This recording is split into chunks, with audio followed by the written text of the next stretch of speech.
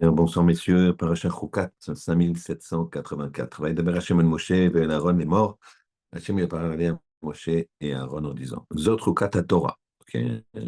Voici la loi dite irrationnelle de la Torah, Shetziv Hashem, qu'Hashem il a ordonné les morts en disant Daver el Ben Israël. Parle Ben Israël. Veikro Elecha, vous prendrez pour toi, tu prendras pour toi. Paradoma, une vache rousse. Temima parfaite. Shan Bamoum qui n'a pas de défaut.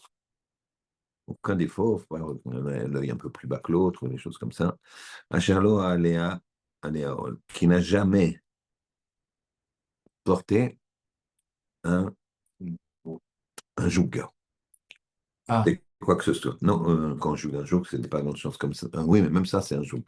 Même un joug. C'est-à-dire que là c'est le sens joug, une charge, mais sinon, c'est le sens, sinon, même un joug qui est ce qu'on lui met sur la tête, à plus forte raison pour la diriger, c'est à plus forte raison. Très bien. Alors, la première question, c'est quoi? C'est quoi la loi irrationnelle, puisque Chouka, c'est une loi dite irrationnelle, qu'il y a dans Choukat? C'est quoi la loi dite irrationnelle? On va essayer de voir ça. Deuxièmement, deuxièmement, personne n'a trouvé de réponse à cette question. Alors, comment ça fonctionne? On va regarder ce qui était rationnel dans la première question. Personne n'a trouvé. Et même Shlomo Ameler, qui a demandé à Hachem la Chochma, eh bien, hein, il n'a pas eu de réponse d'Hachem. Hachem lui a dit, il n'y a pas de réponse. Très bien. Dans ce cas-là, on voit que quand Hachem lui dit qu'il n'y a pas de réponse, on voit que Shlomo, il n'insiste pas. On sait que Moshe Rabbeinu, il a fait 515 filotes pour entrer en Israël, en Terre Sainte. 515. Shlomo, il demande 2 fois. Il demande à Kadosh Baruch Hu, mais tu m'as dit que j'aurais la Chochma. Tu me fais cadeau de la Chochma. Et du savoir, l'intelligence, les connaissances. Chochma, c'est les connaissances. Donc, je veux savoir ce que c'est, ça. Je comprends la Chokha. Il me dit, il n'y a pas de réponse. Il me dit, mais Hachem, tu m'as promis. Il n'y a pas de réponse. Et au bout de 2 fois, je tombe, il s'en va, il dit, merci Hachem. Alors, entre 2 et 515, il y a quand même une grande différence. Shlomo, il dit 2 fois, alors que Moshe Rabbeinu, il en avait fait 515 tfilotes. Ouais, cette différence aussi forte. Très bien. Alors, on dit qu'on ne comprend pas, qu'on ne comprend pas et euh, qu'on n'a pas de réponse. Cependant, il y a un problème. C'est que Rashi va amener Rav Moshe Adarshan, un maître du Moyen Âge, et qui va dire la chose suivante. La chouka, c'est le principe suivant. Un homme, une femme plutôt, qui est invitée dans le palais du roi, elle vient avec son enfant. Et maintenant, l'enfant, il fait une saleté dans le palais du roi. Et il a une glace à la main, il a fait tomber. Là, vous voyez. Qu'est-ce qui va se passer? La mère, elle va tout de suite nettoyer. Donc il dit, alors c'est très simple. La vache rousse, la vache, elle vient nettoyer les saletés du veau. Donc il n'explique pas le côté rationnel, mais il dit la chose suivante. Il dit ce que je viens de dire. La vache rousse, elle vient nettoyer les saletés du veau. Le veau, il a sali. La vache, elle vient. Mais en quoi elle nettoie? Quel rapport? Quel rapport? En gros, c'est le tri ici, c'est pour purifier, impur, pur. Quel rapport? Encore une question que là, tout le monde pose. Il y a beaucoup de réponses. On va amener celle de Rav Moshe Feinstein.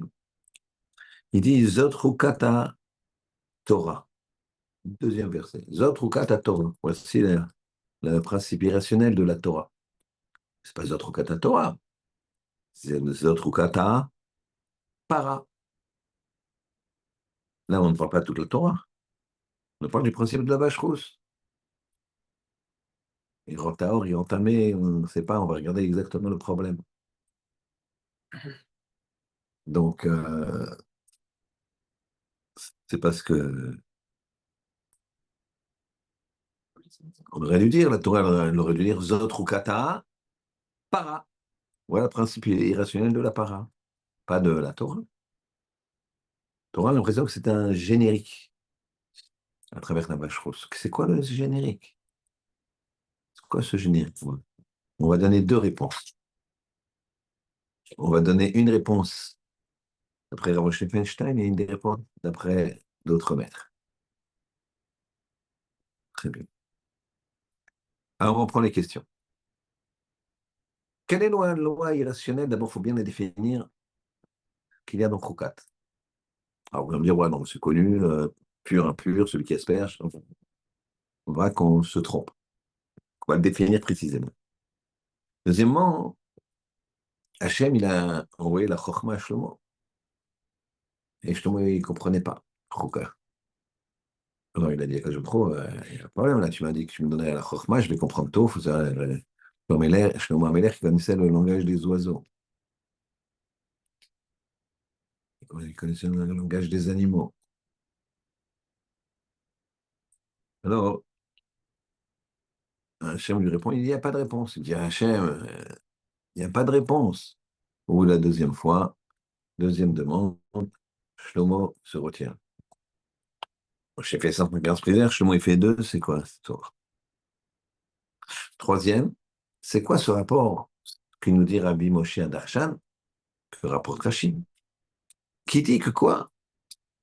Que c'est très simple, la vache rousse, elle vient expier les fautes de son enfant, le veau d'or.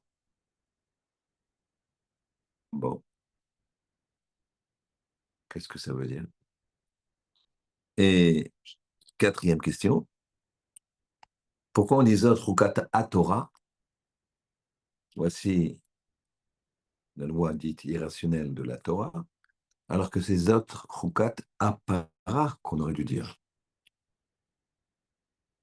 Alors, M. Weinstein, il va donner une réponse. On va me donner une deuxième réponse également. Alors, on commence. Première question, quelle est la loi irrationnelle qu'il y a dans Rukat? Alors, si on demande aux gens, ils vont tous vous dire, c'est normal. La loi irrationnelle qu'il y a dans Rukat, c'est qu'on prenait des sangs de vache rousse, on les mélangeait avec de l'eau lustrale, quelqu'un qui avait touché un mort était tamé, et il avait un principe, process même, de se rendre pur. Comment? Et on l'aspergeait le troisième et le septième jour de cette eau-là. Donc il avait 7 jours d'impureté. Troisième jour, on l'aspergeait. Septième jour, on l'aspergeait. À la fin du septième jour, il allait au mikvé et il était pur. Et tout le monde vous le dira. Par contre, celui qui asperge, il devient impur. Vous êtes d'accord? Hein? Comme ça, vous savez? Eh ben non. Là, je suis sur place, il nous dit le contraire.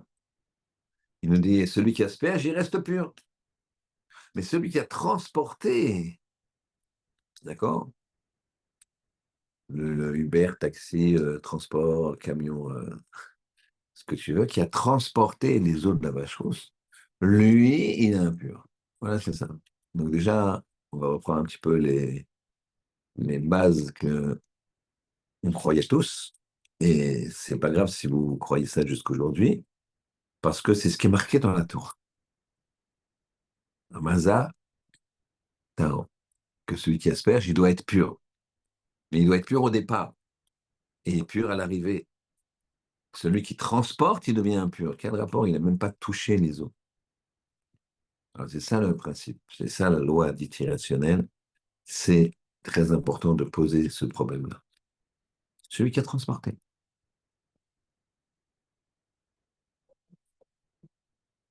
On va passer par Rabbi Moshe Darshan.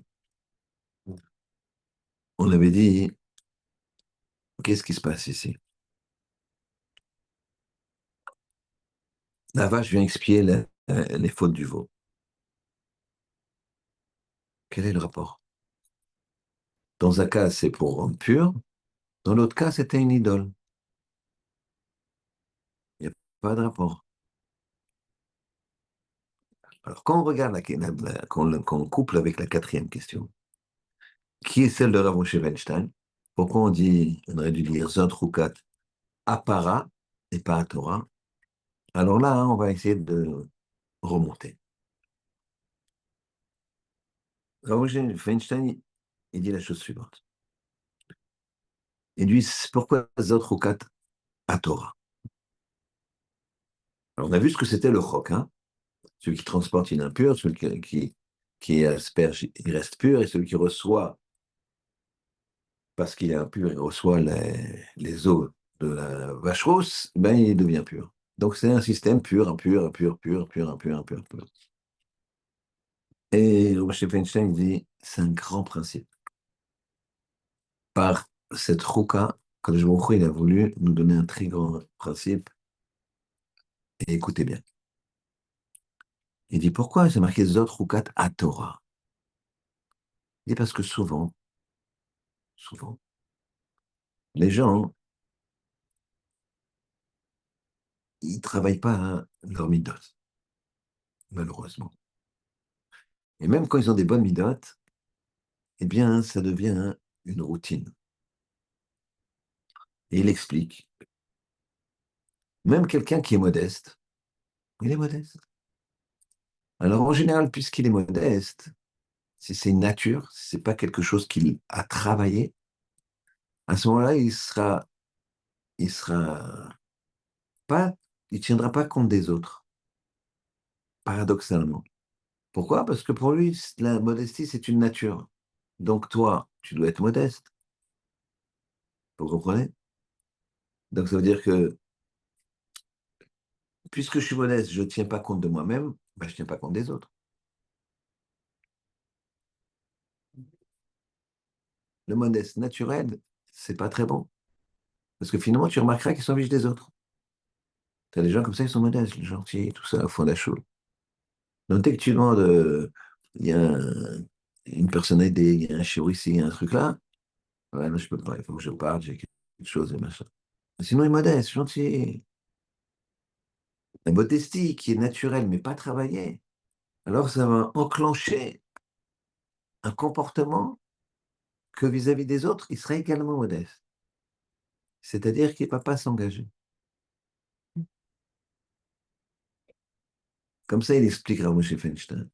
Et c'est pour ça que c'est un Zotrukat à Torah. C'est un principe dans la Torah qu'il faut s'améliorer. Tout le monde a des méthodes naturelles.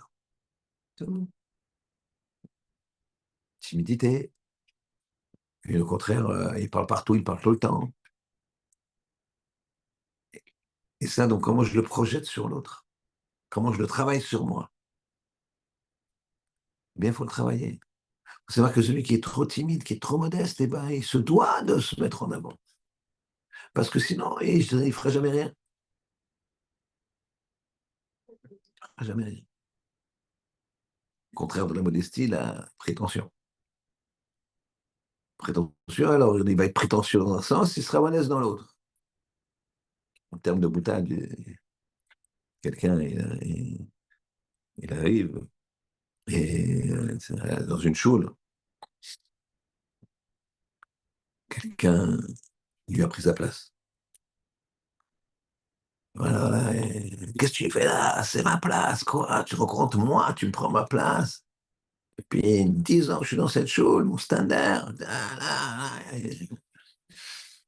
Très bien. Et quand quand tout d'un coup le Rav il a besoin de quelque chose, j'ai besoin de main forte là parce qu'il y a Monsieur Bouzaglo qui déménage et il y a les gens qui devaient l'aider, ils ne peuvent pas l'aider. Donc regardez, c'est très embêtant. Le propriétaire, il veut le mettre dehors. Donc allez, il faut des bras forts. Et même ceux qui n'ont pas de bras forts, il y en a qui organisent et qui prennent les choses légères, etc. Ce même monsieur qui est, euh, qui est vaillant pour éjecter quelqu'un qui est à sa place, peut dire, ah, c'est pour les tzadikim, ça. Moi, je suis rien. Marqué, un homme, il est rien. Alors, on va lui dire, mais il y a marqué aussi qu'un homme, il faut qu'il considère que le monde a été créé pour lui. Alors, qu'est-ce qu'il fait cet homme-là? Quand il s'agit de son kavod, alors voilà, j'applique la mitzvah. Le monde a été créé pour moi. Donc, si lui, il s'assoit bon, à ma place, je le remets à sa place, à lui. Par contre, un homme doit se considérer comme rien du tout. Ouais, quand il y a une mitzvah, il faut retrousser les manches. Ouais, ça, c'est pour les tzadikim. Donc, un homme qui est comme ça, il doit inverser la chose. Il doit inverser la chose. Et c'est ça qu'il expliquera à Moshe Feinstein. C'est pour ça que ces autres roukat à Torah, ça s'adresse à tout le monde. Pur, impur, impur, pur. Même dans une bonne mida, on a dit, il y a un travail à faire. Même dans la modestie, puisqu'on parle de ça. Il y a un travail à faire. T'es modeste, mais quand on demande d'aller déménager chez Bouzaglo, tu dis, ouais, j'y vais, on y va. Qu'est-ce qui lui arrive à celui-là? Il ne dit jamais un mot comme ça. C'est un vrai modeste. Il a travaillé sa modestie. Si c'est une nature, il va passer, oh, c'est pas pour moi. Et ça, c'est un grand principe dans la Torah. Et c'est très très fort, puisque ici, Moshe Feinstein il est en train de nous dire que la Torah doit te changer. Tu dois t'analyser avec la Torah. C'est pour ça que c'est Chukat à Torah. Vous imaginez, Chuka, il y a les Chukot et les Mishpatim. Tu as deux. Il dit voilà, il y a déjà tout ce qui est Chok, Paradouma. Oui, te dire Moshe Feinstein. Travaille tes midotes en profondeur. Si tu es très très généreux, ben fais attention, peut-être que tu n'accordes pas cette valeur à l'argent. Donc, travaille-toi. Regarde ta générosité. Cadre-la. Même chose pour le radin. Regarde, tu ne veux pas donner. Même pour toi, tu achètes les chaussures à moitié d'occasion. D'accord? Et parce que tu as beaucoup d'argent. Que ce soit les bonnes midotes ou les mauvaises midotes, il y a un côté pur, il y a un côté impur. Il y a un côté avenir, il y a un côté pas d'avenir. Et ça, il faut le travailler. Ça, c'est pour alors Moshe Feinstein. La question sur Shlomo. Shlomo, il a posé la question à Kadosh Baruch Hu. J'ai pas de, j'ai pas de réponse à Chouka. Hachem, donne-moi. Hachem lui dit, il n'y a pas de. Hachem, donne-moi, tu m'as promis, il n'y a pas de. Et il s'arrête. Alors Shlomo, comme j'ai dit tout à l'heure, il connaissait le langage des oiseaux. Il savait ce que les oiseaux disaient. Un jour, il y a un homme qui l'a supplié à Shlomo Melech de lui apprendre le langage des oiseaux.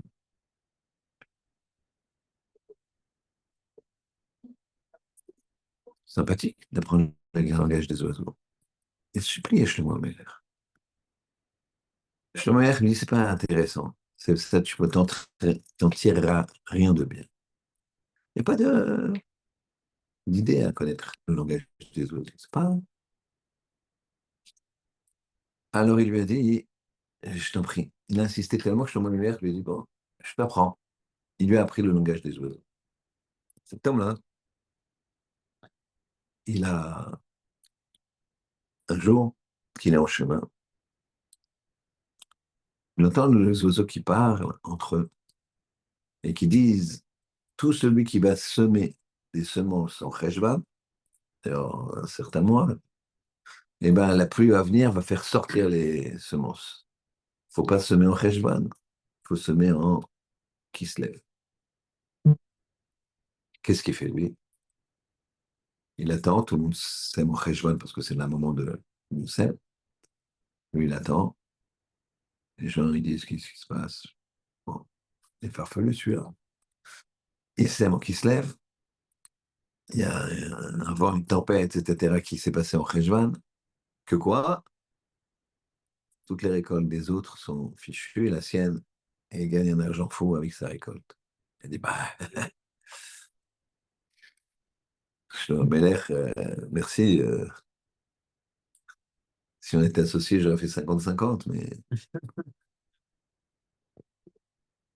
il est très content. Maintenant, il entend que il passe et on lui dit, passe et on lui dit, les oiseaux disent, pardon, les oiseaux disent, on va, tu vois cet homme-là, en le désignant, tu vois cet homme-là, il va mourir, pardon, excusez-moi, tu vois son troupeau à lui, il va mourir. Pourquoi? Parce qu'il y a une maladie des bêtes qui va arriver d'ici 2 mois. D'ici 2 mois, il y a une maladie des bêtes qui va arriver. Alors cet homme-là, qu'est-ce qu'il fait? Il se dit, waouh, c'est magnifique. Il va voir cette information. Qu'est-ce qu'il fait? Il vend ses bêtes tant qu'elles sont encore vivantes. Alors que tous les autres, ils ont gardé leurs bêtes. Et pareil, il fait un carton, puisqu'il n'y a que lui qui a du bétail. Ensuite, ça le regarde plus directement. Il y a marqué, tu sais, la maison, tu vois cette maison, il montre la sienne, les 2 oiseaux. Elle va s'écrouler dans 15 jours. Qu'est-ce qu'il fait? Panneau à vendre, il vend, et la maison s'écroule. Et l'année d'après, il y a les oiseaux, ils disent, en le désignant, tu vois, cet homme-là, cette année, il va mourir. Et là, il a peur. Il fonce voir Shlomo Meler et il lui dit, roi, voilà ce qui t'est arrivé. C'est terrible de connaître le langage des oiseaux. Il lui a dit, je t'avais dit. Parce que toi, tu vas interpréter de ta façon. Mais en fait, tu vois, tout ça, tu aurais dû perdre tes semences. Tu aurais dû perdre ton bétail. Tu aurais dû perdre ta maison. Tout ça, c'était une capara pour pas que tu perdes la vie. Maintenant, il n'y a plus rien, tu prends la vie. Je peux rien faire pour toi. Ici, on arrive à toucher quelque chose que il faut se hâter de prendre des décisions en fonction des circonstances. Il faut bien sûr prendre des décisions en fonction des circonstances, mais il ne faut pas se hâter. Et quand je ne comprends pas, il faut que je me pose bien, tranquille, je réfléchis. C'est jamais bon de hop, d'attraper. Des fois, tu me diras, ah non, j'ai attrapé, tac, ça a marché. Ouais. Tu en as 100 derrière toi qui a attrapé, ça n'a pas marché. Donc le mieux, c'est de se poser, comme on dit. Alors, Shlomo Meler, on ne comprend pas. Pourquoi toi, Shlomo, tu dis que 2 fois, Hachem, donne-moi la chokhmah, s'il te plaît, Hachem, donne-moi la chokhmah. Il te la donne. Et après, tu dis, je ne comprends pas la vache rousse. Explique-moi, il n'y a pas de réponse. Explique-moi, il n'y a pas de réponse. Alors déjà, on va expliquer, avant la vache rousse, c'est quoi la faute du veau d'or. Reviens en arrière. Le veau d'or, il y a 3 types de personnes qui ont fauté. Il y a les riches. Il y a des gens, ils vont dans tous les cas chercher à fauter, ils veulent s'amuser. Quand tu as Moshe en face de toi, les miracles et tout ça, avant de t'amuser, d'ouvrir une boîte de nuit, il faut quand même être un peu kamikaze. Il faut être un peu. Mais il a envie, le type. Il a envie de s'amuser. S'amuser, c'est un terme de débauche. Il a envie. Mais quand même, il y a une grandeur, il y a une synthèse du peuple. Donc, qu'est-ce qu'il fait? Dès qu'il y a une occasion, il saute dessus. D'où toute la marloquette qu'il y a eu. Toutes les marloquettes qu'il y a eu. Dès qu'il y a une occasion, il veut déstabiliser. Il veut déstabiliser. Et voilà que vient Moshe, qui dit qu'il veut partir 40 jours et 40 nuits pour recevoir l'étape de la loi.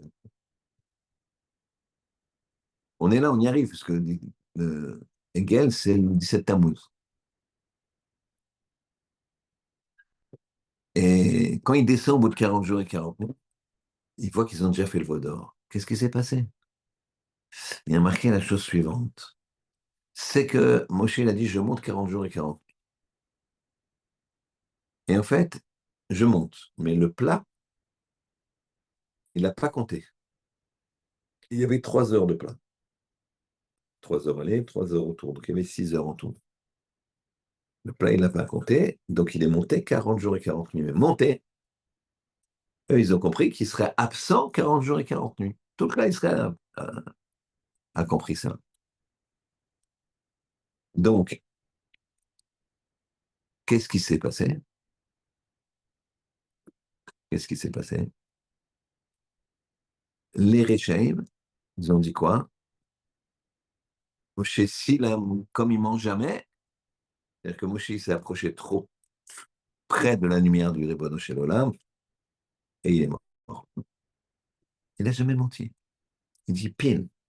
Quand il a parlé à Pharaon, il ne voulait même pas qu'on le soupçonne de ne pas dire quelque chose de vrai. Quand il a parlé à Pharaon pour lui dire demain, comme ce Khatsotalayla, comme c'est-à-dire il a dit vers le milieu de la nuit, pas Khatsot. Khatsot, c'est pile un moment infiniment petit qui est le sommet du début de la nuit et qui commence à la fin de la nuit.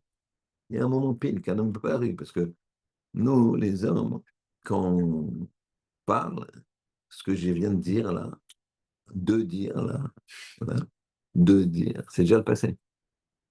D'accord? Connaître le moment de Khatsot, pile, il le savait. Mais comme il savait que Pharaon, il avait aussi des astrologues qui étaient très forts, ils allaient calculer, mais ils n'allaient pas calculer aussi précisément que Moshe. Donc il a dit vert, pour pas qu'on dise, ouais, tu vois, il a menti. Un Shabbat. Eux, ils se seraient trompés, mais ils auraient dit, comme souvent, c'est toi qui te trompes, c'est toi qui pas bien. Donc il n'a rien dit. Donc Moshe, il voulait et la vérité. Moshe aimait Torah d'Emet. Emet, c'est la vérité. Absolue. Moshe. Donc il a dit, je monte. 40 jours, 40 nuits, il n'est pas là. Satan, Yetzirara, l'accusateur, Malachamavet, c'est le même, on a déjà dit. Il fait une tempête dans le ciel et il montre le cercueil de Moshe Rabbeinu avec Moshe dessus. Une vision. Alors là, ils se disent, là, on est dans la mouise. On est mal parti. Alors, il faut savoir qu'au moment du don de la Torah, ce qu'on appelle le don de la Torah, qui est Shavuot, mais qui est en fait le don des 10 commandements, j'ai déjà expliqué que le don de la Torah, c'est à Kippour. Le don des 10 commandements, les deux premiers, les deux premiers commandements, ils ont été reçus de la bouche d'Hachem. Directement, Hachem, il a dit à tout le cas Israël, Anochi Hachem, je suis Hachem et tu n'auras pas d'autre Dieu que moi. Deux premiers. Ils sont morts. Tout le cas d'Israël est mort.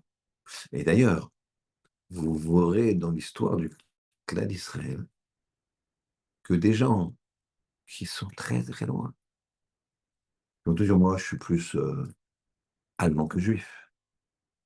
Qui te disent, moi, au moment de choisir vraiment,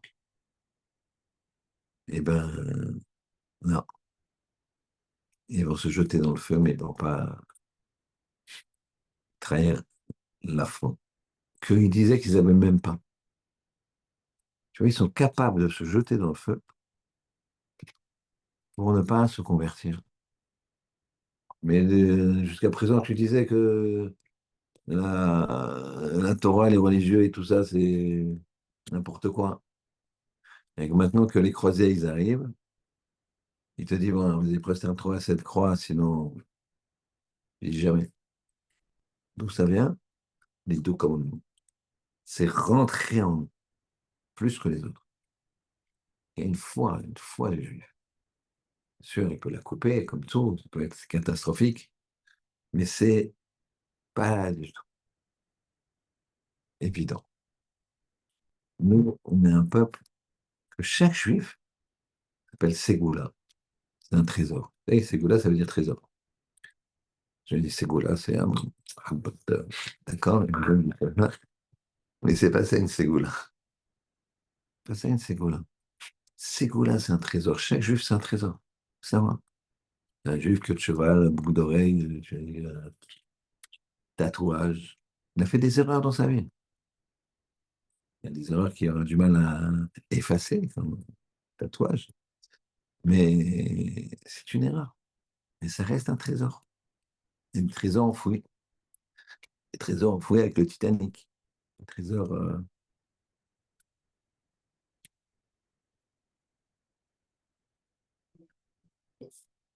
Alors, comment ça se passe? Les gens, ils sont tous morts dans les deux premiers commandements. Maintenant, qu'est-ce qui s'est passé? Ils ont dit à Moshe, toi, tu montes, tu écoutes les 8 prochains et tu nous les dis. C'est ce qui s'est passé. Moshe a écouté les 8 suivants, il les a dit. Très bien, ça c'était au moment de Shavuot. Après, il est remonté, c'est là où il a dit, je remonte, je reviens dans 40 jours. Et là, maintenant, il a tardé, il n'a jamais menti, etc. Les questions qu'on a posées précédemment. Et alors, les Réchaïm, ils sautent dessus. Ils sautent sur l'occasion. Ils disent, attendez, attendez, ça ne fonctionne pas, là. Moshe, il est mort. Et donc, euh, il faut trouver autre chose. On va faire un veau qui sera notre nouveau Dieu. Et eux, ils foncent sur ça pour pouvoir s'amuser. Ouvrir des cercles de jeux, boîtes de nuit, etc. On comprend qu'ils aient fauté. Après, il y a les Benoni, ceux qui sont moyens, ceux qui sont gentils, qui vont à la choule, le Shabbat, à leur place. Tu dis pas, moyens, on va dire, ils suivent, quoi.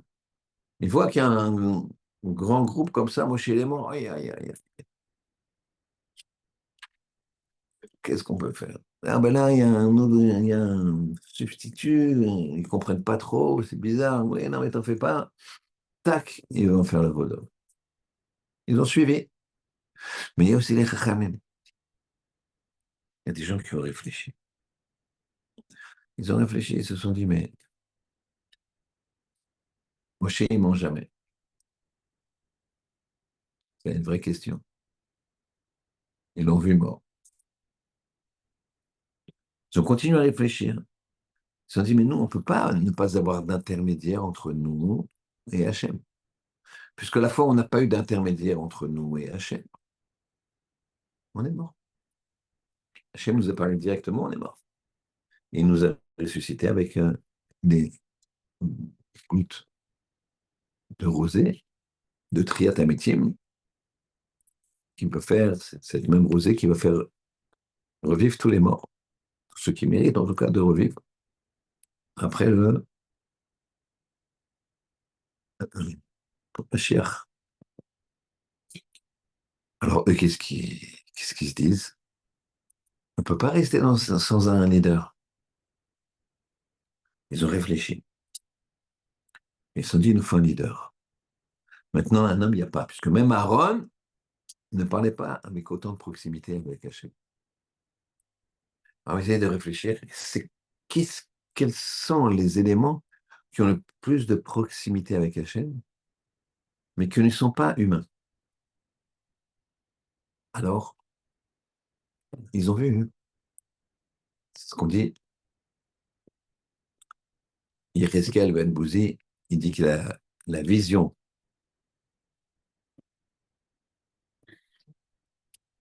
qu'a eue même une servante lors de la traversée de la mer Rouge, c'est plus profond que ce qu'il a vu Yereskel Ben Bouzi en ayant vu le chercher céleste. Qu'est-ce qu'ils ont vu? Ils ont vu la chose suivante. Ils ont vu qu'il y avait des créatures qui s'appellent Chayot HaKodesh. Est-ce qu'on chante?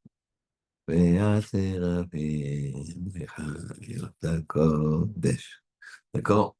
Alors, il faut comprendre ce que c'est, Séraphin, Chayot HaKodesh. On va expliquer juste un petit peu Chayot HaKodesh, c'est des anges énormes, énormes, puisque ils font, en termes de marche humaine, 2,8 millions années de kilomètres de marche. Donc vas-y, je te rejoins. Je vais quand même peut-être essayer de prendre au moins un avion. Donc ils sont très très très très hauts dans le ciel. Et donc ils sont au-dessous des pieds du Kisei Hakavod, qui est lui qui fait aussi 2,8 millions d'années de marche. D'accord? Et le Kisei Hakavod, lui, la chaise, elle fait Keneget Kulam, c'est-à-dire qu'elle fait 2,8 millions et 2,8 millions, 5,6 millions, elle fait 11 millions de. Et Hachem, il est au-dessus. Donc ils sont quand même très très hauts, très très proches. Ils sont ils sont très très loin en même temps qu'on regarde la proportionnalité, mais par rapport à la situation, ils sont sous les pieds du trône céleste. Et ils l'ont vu ça. Et ils ont vu qu'ils avaient 4 faces. 4 faces qui sont différentes les unes des autres. Je ne sais pas comment on peut s'imaginer, mais voilà. C'est pas un 4 têtes, comme ça, un corps avec 4 têtes. C'est une tête avec 4 faces. On voit l'extérieur, on voit l'intérieur. J'avoue, vous êtes déçus, mais j'ai pas vu, moi. D'accord? Et donc, c'était un homme, c'était un lion, un aigle, un taureau, comme vous le savez. Donc, ils se sont dit, c'est ces éléments-là qui sont le plus aptes à être un rapport, un lien entre nous et Hachem, puisque c'est ce qu'il y a de plus haut. L'homme, il n'y a pas. Il n'y a plus. Hussein est mort, il n'y a plus. Il n'y en a pas un autre, comme lui. L'aigle, il n'est pas caché. Les lois de la cacheroute, il les avait déjà reçues avec les 10 cornes. D'accord? C'est pour ça qu'on mange du lait, parce qu'après, une fois qu'on a eu la shrita, on avait besoin. Mais on avait mangé, on n'a pas encore fait la shrita, et donc c'est une des raisons pour lesquelles on mange du lait le matin de Shavuot. Donc, qu'est-ce qu'on peut faire? Donc, l'aigle, il n'est pas caché, le lion, il n'est pas caché, le taureau, il est caché. Donc, ça va être notre intermédiaire. Les Réchaïm, ce qu'ils ont fait avec le veau d'or, ils ont fait une idole. Donc, ceux qui ont suivi, ils ont suivi. Un peu, ils ont suivi les Réchaïm, d'autres, ils ont suivi un peu les Sadikim, mais ils n'ont pas réfléchi, ils ont pris le. D'accord? Mais les Tzadikim, ceux qui veulent se rapprocher d'Hachem, qui veulent un intermédiaire, ils avaient une idée. Ils se dit donc un veau d'or, ben oui, ça peut être un intermédiaire, puisqu'il y a quand même un taureau là-haut. Donc il y a quelque chose, une essence dans cet animal, dans tous ces animaux d'ailleurs. Et leur particularité, c'est qu'ils sont rois chacun dans leur domaine. L'aigle, il est roi sur les oiseaux, il volatile. Le taureau, il est roi pour les animaux domestiques. Et le lion, il est roi des bêtes sauvages. Et l'homme, il est roi sur le monde. Évidemment, Hachem est au-dessus. Donc, finalement, quand on réfléchit, finalement, ils avaient une bonne question. On a tous fait pareil. Réfléchis, il faut un intermédiaire, vite, vite, vite. Hachem, s'il apparaît, on est tous foutus. Vite, réfléchissons, réfléchissons, qui l'homme, il n'y a pas, Aaron, il n'est pas à un niveau, sinon, parce que même lui, il a eu des problèmes quand Hachem lui a parlé directement, donc c'est pas possible. Alors, donc, il n'y a plus, qu'est-ce qu'on fait? Ah oui, on a vu, etc. Ils ont vu Moshe mort. Moi, Moshe, il ne ment jamais, donc c'est une faute entre guillemets. En fait, la faute qu'ils ont fait, c'est que la question était bonne. Elle était bonne. Il n'y a rien à dire à cette question. Vous voyez quelque chose à dire? Ah non. La question est bonne. Qu'est-ce qu'on fait? On va mourir. On peut pas. Nous, on veut servir Hachem. Comment? Mais la réponse n'était pas bonne. Qu'est-ce que tu fais en Veau d'Or? Qu'est-ce que tu t'associes avec des gens qui, pour eux, ce Veau d'Or, c'est une idole? Oui, toi, tu as une autre kavana. Toi, c'est un intermédiaire entre Hachem et toi. Tu vois bien que ça ne peut pas fonctionner comme ça. Donc, tu avais une bonne question. Tu as donné une mauvaise réponse. Viens la vache rousse. J'ai une question. Je ne comprends pas. Ou Shlomo qui dit à Hachem, j'ai une question, Akadosh Baruch Hu, tu m'as donné la chokma, et quoi? Tu m'as dit que je comprendrais tout. Je suis arrêté, j'ai fait toute la Torah, mon Hachem, tout va bien. Et là, sur la chouka, je ne comprends plus rien. C'est quoi ce système pur, impur, impur, pur, impur, pur, pur, impur?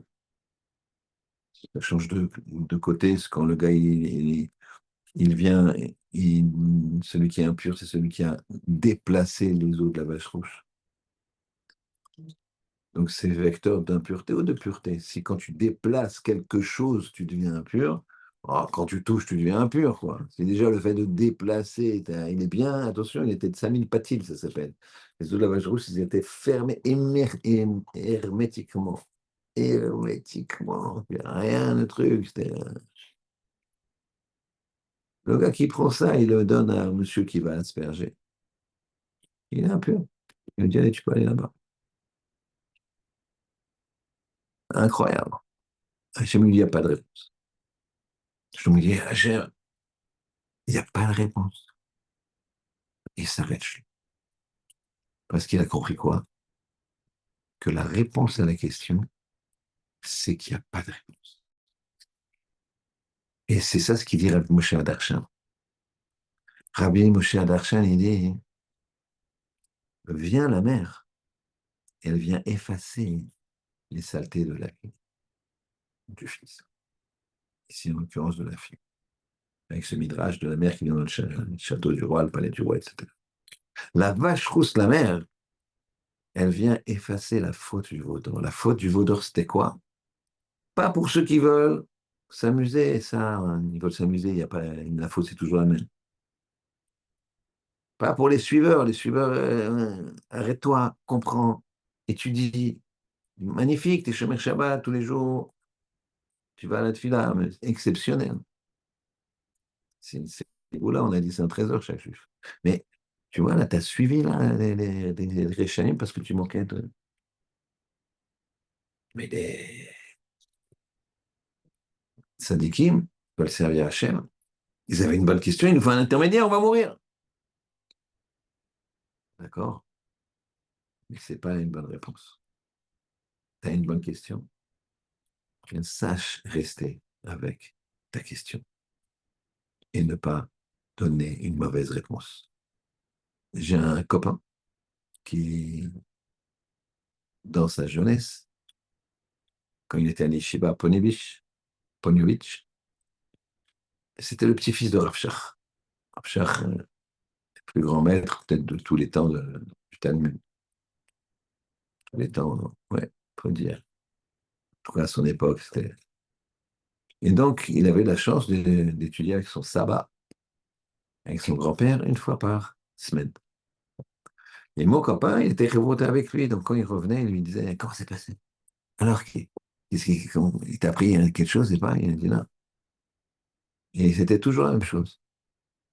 Il arrivait chez son grand-père lui dit, t'étudies quoi en ce moment? J'étudie le mitziot, les pertes. Très bien. Est-ce que quand mon père retrouve, etc. Il me dit, vas-y, lis là où tu es. Très bien. Là, normalement, il y a une question que tu devrais avoir. Il dit, je vois pas, mon père. Ça va, Nilo, ouais. Je vois pas. Je cherche. Et il donnait une question. Voilà, peut-être c'est ça. Non, c'est pas une bonne question. Cherche. Puis des fois, parfois, il trouvait la question. Oui, alors c'est ça, tac, tac, tac. Et voilà. Et alors, ça, c'est une bonne question. Ça, c'est une très bonne question. Et il était content, mais il n'avait pas la réponse. Il a dit alors, ça va, t'as une tchouva, donne-moi une réponse. La question, ça y est, tu m'as fait trouver une question. Donne-moi la réponse. Il lui disait, non, viens, on continue. Il continuait, il ne lui donne jamais la réponse. Presque jamais. Il faut continuer le texte, il dit, hop, arrête-toi là, là, tu dois avoir une question. Par rapport à ci, ça, je te mets sur le... Parce qu'il disait, le plus important, c'est la question. Mais il ne donne pas une mauvaise réponse. Tu as trouvé la question, c'est bien. Mais il faut que la réponse à ta question, elle soit à la hauteur de ta question. Parce que ta question, c'est une vraie question. Donc la question qu'ils avaient les Chachamim, du temps du Vaudor, c'est une excellente question. Mais ils ne peuvent pas donner une réponse qui n'est pas bonne. Ils ne peuvent pas donner une réponse qui ne correspond pas à la hauteur de la question. Et ça, dans le relationnel humain, c'est énorme. Les gens, ils viennent te voir et te disent, ouais, alors j'aimerais bien un conseil sur ce que je fais, est-ce que j'ouvre un magasin comme ci, un magasin comme ça. Allez, il va lui répondre comme ça du bout des doigts, du bout des lèvres. En fait, t'as pas compris que toi, il n'est pas venu te demander un conseil seulement. Il est venu te demander une aide, mais il n'ose pas te le dire. Toi qui as une chaîne de supermarchés jusqu'à Tokyo, lui, il ouvre son petit magasin à Jouy en Josas, il a du mal à la rentabiliser. Il n'est pas en train de te demander un conseil, il est en train de, de te demander sans te le dire, ok, tu sais quoi, demain, je peux pas, mais après-demain, je prends en voiture, je prends 2 heures avec toi à jouer en Josas, je regarde le truc, prépare-moi les papiers comme ci, comme ça, montre-moi la marchandise, fais un tour du pâté de maison pour voir si ça correspond, je vais t'expliquer comment il faut faire. C'est ça qu'il attend. Alors qu'il a dit, ouais, bon, écoute, tu sais, regarde sur Internet, business.com, tu vas trouver ça, et puis il donne d'autres conseils comme ça. Il y avait une bonne question. Le gars, il est comme ça, il va être ruiné. L'autre, il a donné une mauvaise réponse. Il a donné une mauvaise réponse. Dans le relationnel, c'est comme ça. Avec le Ribono Shel Olam aussi, c'est comme ça. Il y a des bonnes questions à Bretagne. 7 octobre, bonne question quand même. Barbarie, mais il y avait la même chose sur les Cosaques. Ah, et la Shoah, c'est puissance, ouais, faites le calcul, ratio, énorme. C'est une bonne question. Ne donne pas une mauvaise réponse. Sache rester avec ta question. Pour ça que Shlomo Amelech, il dit, et Hachem, il n'y a pas de réponse. Une deuxième fois. Hachem, et tu ne peux pas me laisser comme ça, il n'y a pas de réponse. Deuxième fois, il a compris que Hachem lui avait donné la réponse. Que la réponse, c'est qu'il n'y a pas de réponse. reste avec la question. Et ça, Rabotai, c'est fondamental. Pourquoi? Parce que souvent, on donne dans notre propre vie des mauvaises réponses. Il y a, pendant la Deuxième Guerre mondiale, il y a les Allemands, juifs allemands et goy allemands qui étaient sur le sol anglais au moment où ça a été déclaré. C'était sur le sol anglais, ils avaient un visa, il n'y a pas de problème. Alors, les Anglais, ils avaient vraiment peur de l'espionnage. Donc, ils les ont internés comme ça. Et puis, à un moment, ils ont voulu s'en séparer. Alors, il y avait un juif allemand là-bas. Bien qu'il soit allemand, il avait cette filine, il était un juif religieux.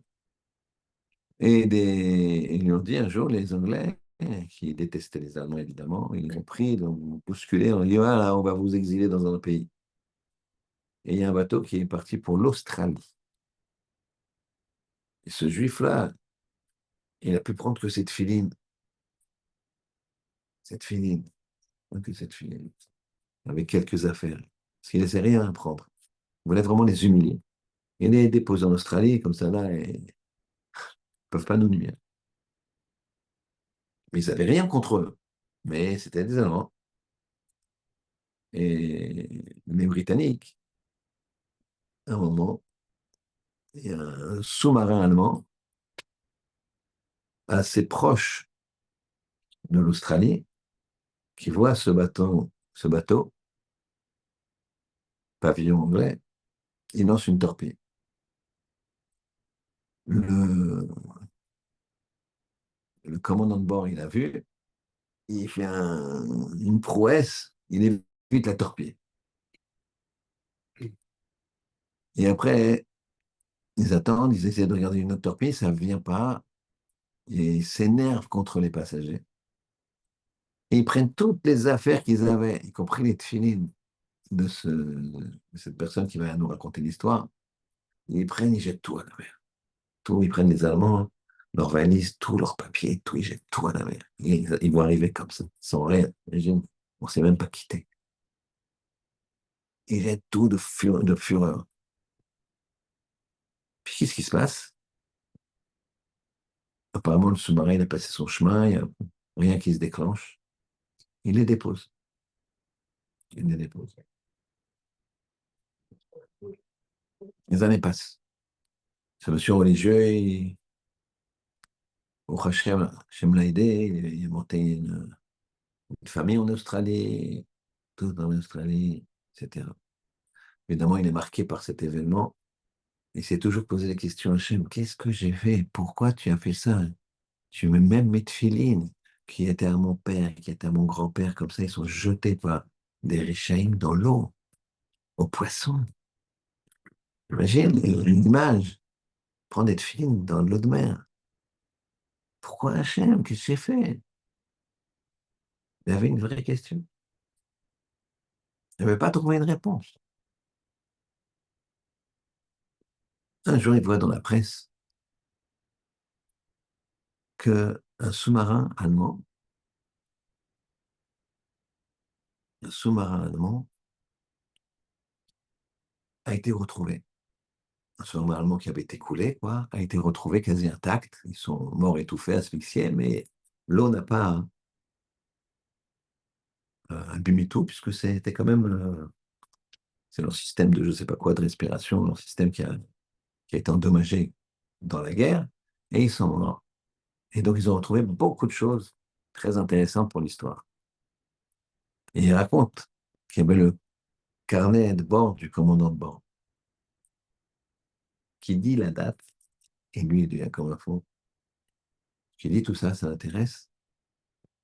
Et puis il voit qu'il dit un jour, nous avons suivi un bateau avec pavillon anglais, il raconte l'histoire.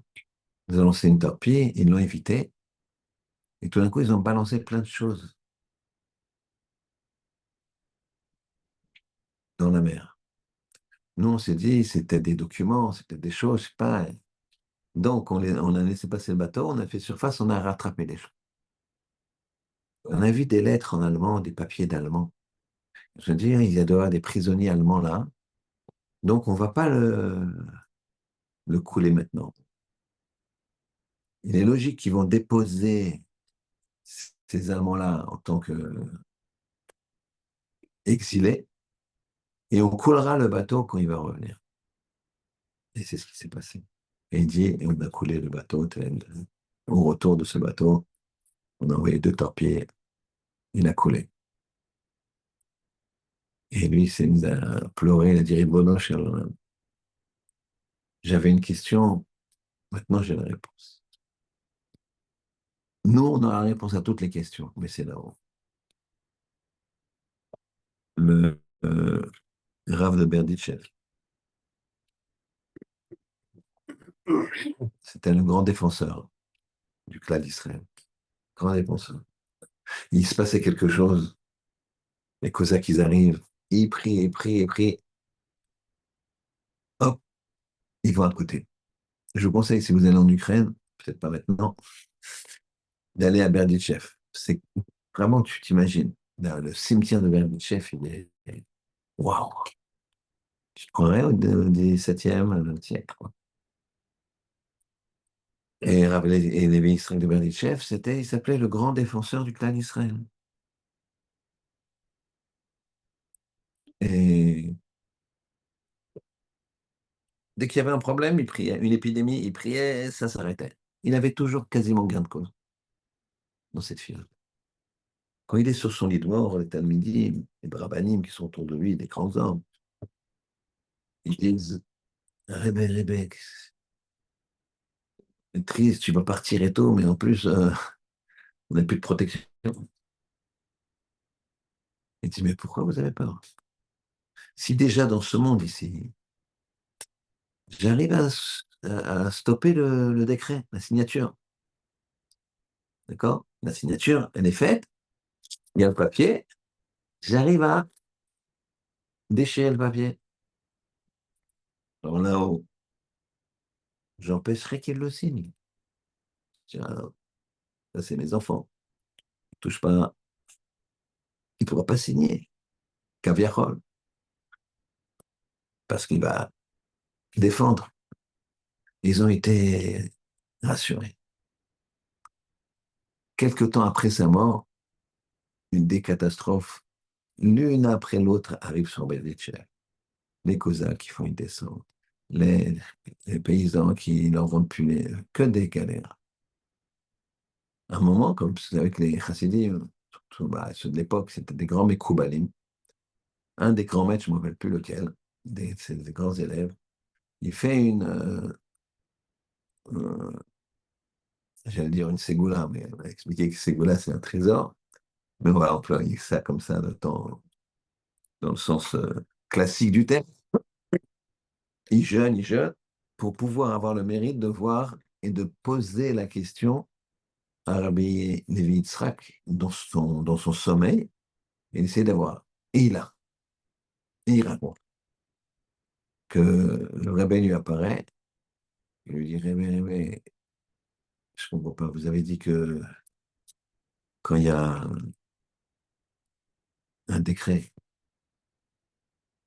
ici sur Terre, vous le déchiriez, et que quand vous serez là-haut, vous empêcherez de le signer. Et c'est le contraire qui se passe. Il dit, c'est très simple. Parce qu'en bas, quand j'étais en bas, j'avais une question. Pourquoi ça arrive? Et je donnais une certaine réponse humaine, normale, qui est, il ne faut pas que ça arrive. Mais ce n'était pas forcément une bonne réponse. De là-haut, tu vois que ce qui arrive, c'est pas une question, c'est une réponse. Donc, c'est qu'il n'y a plus de questions là-haut. On voit tout. On peut ne pas expliquer plus, mais on ne peut pas comprendre la même chose quand on est en bas et en haut. Ce qui est une question ici, là aussi une réponse. C'est complètement différent. Voilà, Rabotai. Il faut bien comprendre que le sujet essentiel, c'est de ne pas confondre les questions et les réponses. C'est de ne pas donner les réponses d'avance. Parfois, les gens, ils posent des questions. Moi, j'étais avec un garçon à qui je donne chiot. Il m'a dit, mon grand-oncle, il a un problème, l'eau avec son enfant, son grand-oncle de 70 ans, donc pas jeune, mais un monsieur très, très, très riche et très, très influent, mais très, très assimilé en Ashkenaz. Et il veut discuter avec quelqu'un. Et il veut savoir la question, la maladie, le truc, tout ça. Est-ce que tu pourrais venir, tu viens chez moi, enfin, je te prends des sushis et on discute avec lui. Je lui dis, écoute, oui, mais tel que tu me décris, un homme comme ça est aussi puissant, 70 ans, c'est pas évident qu'il accepte. C'est pas évident qu'il accepte la réponse, une réponse. En supposant que Hachem lui mette dans la bouche de trouver les mots. Il me dit, demande-lui si ces questions, c'est des réponses d'avance. Et à ce moment-là, c'est le seul jour qu'on avait trouvé, c'est après un shiur à 22h30, quoi. Donc, bon, fallait... Et, ou si c'est des vraies questions, qu'il est prêt à avoir une réponse. Je lui ai dit, demande-lui, avec politesse. Il dit, non, non, de vraies questions. Eh ben, j'ai commencé par lui dire, regardez, pour vos questions, faut que j'ai un paramètre à savoir. Parce que c'est pas le même type de réponse, c'est pas le même type d'organisation de, de ce que je vais vous dire. Vous croyez en Dieu ou vous croyez pas en Dieu? Vous croyez en Dieu, je vais vous dire certaines choses. Vous croyez pas en Dieu, je vais vous dire d'autres choses. Elle me dit, non, en Dieu, je crois. Je dis, d'accord. Pendant une demi-heure, trois quarts d'heure, une heure, il est coincé pas par moi, par la Torah. Il est coincé, c'est comme ça. Je sentais que c'était. J'avais eu un instinct de penser que ce qui m'attendait, c'est pas des réponses à ces questions. Ces questions, c'était des réponses. Puis, et à un moment, ça a éclaté, puisque il n'arrivait plus à dire quoi que ce soit. Il m'a dit, mais de toute façon, qui me dit que Dieu existe? Ah, ben, oui, là, maintenant, il faut 2 heures pour faire un truc contraire. Là. Je suis désolé, là, le pacte est rompu. Donc, vous attendiez quoi? Vos questions, c'est pas des questions, c'est des réponses. Ah, Wataï, nous, on doit avoir des questions qui ne sont pas des réponses. La question, elle doit nous remettre en cause.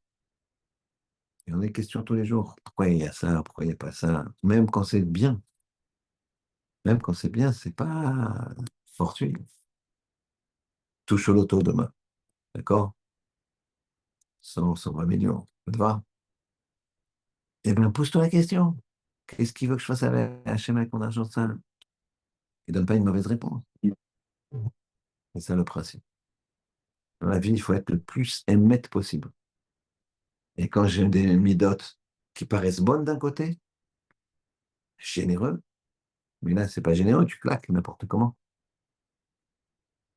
Ah, hop, c'est ça le principe. Et c'est pour ça que ça s'appelle Zot Rukat Torah. Le fait de savoir rester avec une question et de ne pas donner une mauvaise réponse, c'est-à-dire de bien analyser la situation, c'est Ruka à Torah et pas para. Donc, en fait, cette paracha, elle est terriblement importante. Tout est parachute. Mais là, le message de savoir rester avec une question et de passer à côté, et ce qui est pour conclure, c'est ce qu'a dit Rav Steinman. Il a dit, j'ai connu la Shoah. Je sais ce que c'est. Et il y a des gens après la Shoah, ils ont pas, ceux qui étaient religieux, ils sont restés religieux, vous savez. Ceux qui commençaient à descendre, dynamique descendante, ça a été un coefficient multiplicateur, c'était exponentiel. Ça me regardait, moi je l'avais vu autour de moi, dans les amis de mes parents, les grands-oncles lointains et tout, que, par exemple, les grands-parents de ma mère, mes grands-parents, les parents de ma mère, ils étaient religieux avant, ils étaient encore plus religieux après. Et j'ai vu Gresham jouer en Ashkenaz, il me dit, ouais, on a tout lâché, la Shoah et tout. Je dis, mais ton grand-père, comment il était? Mon grand-père était un peu plus religieux. Et avant-guerre, ah oui, avant-guerre, j'ai une photo, il est comme ça, truc, bah. Donc ça descendait. Quand ça descend, c'est coefficient multiplicateur. Ça s'effondre.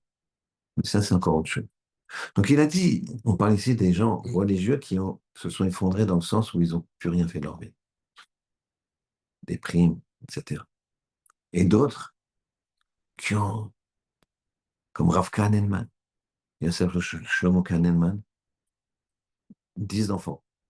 Son père, sa mère, ses frères, ses sœurs, ses parents, ses oncles, ses tantes, rien, il reste rien. Un enfant, il restait. Il arrive en Israël.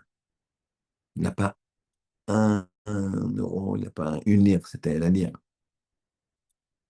Pauvre. Il arrive à signer un contrat.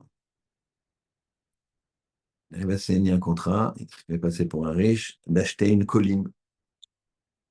Une colline qui va devenir Bnei-Brak, mais pour l'instant, c'est une colline marécageuse. Il n'a pas d'argent, il signe le contrat, là, auquel il est d'accord. Il m'a dit, vous avez 10 jours pour amener telle somme. Et il avait quelqu'un qui lui avait promis qui donnerait une somme pour l'aider. Alors, il s'est mis à courir, d'accord, pour aller à la poste, et tout d'un coup, il s'arrête. Il n'a pas l'argent pour envoyer le télégramme. Il s'arrête comme ça, et il est très, très embêté. Il y a un monsieur qui passe à côté de lui. Il lui raconte. Il lui dit, il me faut, comme si tu envoies une lettre recommandée, quoi. Il lui raconte toute sa vie. Il dit, vous savez quoi? Je vous donne euh, les sous pour le télégramme. Il racontait cette histoire à Kahneman en disant, regardez, quelqu'un avec 4,50 € d'une lettre recommandée, il m'a permis de bâtir ça. Parce qu'il a envoyé le télégramme, l'autre il a envoyé les premiers sous, puis après, tac, tac, tac. Mais qu'est-ce qui a fait que Shlomo, Yosef Shlomo Kahneman, il est construit Bnei-Brak? De rien, il n'avait pas pour le télégramme. Il a dit ça à Rav Steinman, il a dit parce que lui, il a chaud là. C'était une question terrible. Il a pris ça, c'est un mur, je ne sais pas combien de tonnes. Il a pris ce mur de tonnes, il a le soulevé, il l'a mis de côté. Tac, tu ne m'empêcheras pas d'avancer. Et il a avancé. Et il y a ceux qui avaient la question, la question, la question, la question, la question. Donc, il faut savoir avoir une question. Et si tu n'as pas de réponse, tu le mets de côté. C'est ça le principe. Qu'Hachem il fasse qu'on se pose la bonne question, c'est laquelle? Celle de comment je vais m'améliorer pour servir plus et mieux Hachem. Et que là, Bezrat Hachem, on va trouver la bonne réponse. Shabbat shalom. Shabbat shalom. Shabbat shalom.